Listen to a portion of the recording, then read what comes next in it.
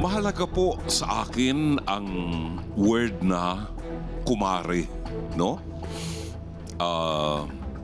At stake dito yung bata na inanak. Kaninong anak yung inanak? Anak mo ang inanak niya. Yon. So in other words, parang pangalawang ina si Rosalie.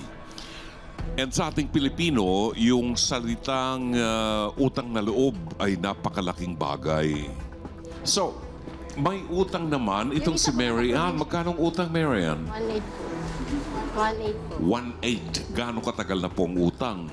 Mga August lang po, opo. Oo. May plano namang bayaran pag nagkapera. Bayaran ko naman po siya. Yung gusto ko lang sa kanya, marunong siyang makisama sa mga... Hindi, kung wag mo nang paliwanag, may plano kang bayaran yung utang mo na Bayaran ko 1.8 naman po siya. pag nagkapera. Kailan yung pag nagkapera ka? Ano, sa ngayon po kasi wala pa pong trabaho. Yun ang problema natin pag meron tayong utang. Yan ang palagi namin pinag-uusapan dito sa programang ito. Pag may utang, maghintay ka. Babayaran kita pag nagkapera ako. Pero hindi naman po siya sinisigawan. Oh, ganun na nga eh, no? Babayaran pag nagkapera. Hintayin mo lang. Walang logic eh, no? Rosalie, bakit hindi kayo makalipat ng bahay? Sinabihan ka na pala ni Mary Ann na lumipat kayo ng bahay. Eh, wala po kasing trabaho yung asawa ko po.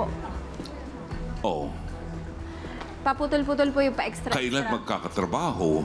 Minsan po kasi meron siyang extra ang trabaho, minsan naman Hindi. wala. Kailan siya magkakatrabaho? Naghahanap ba? O tayo, nag-iintay na lang tayo? Naghahanap po, sir. Wala lang makita. Saan naghahanap? Baka doon lang sa paikot-ikot sa inyo. Maraming trabaho kung gusto. Kung gusto niyong umalis yan sa bahay na yan para walang sakit ng ulo, matagal mo na sanang ginawa. May pambili kayo ng alak pang inuman eh. Utang na loob ay hindi kayang bayaran. Yan ang ugaling Pilipino, hindi na babayaran ang utang na loob. Otherwise, babayaran ko na yung biyanan ko. Di ba? Ang sa akin, magbayaran kayo ng utang dahil kailangan.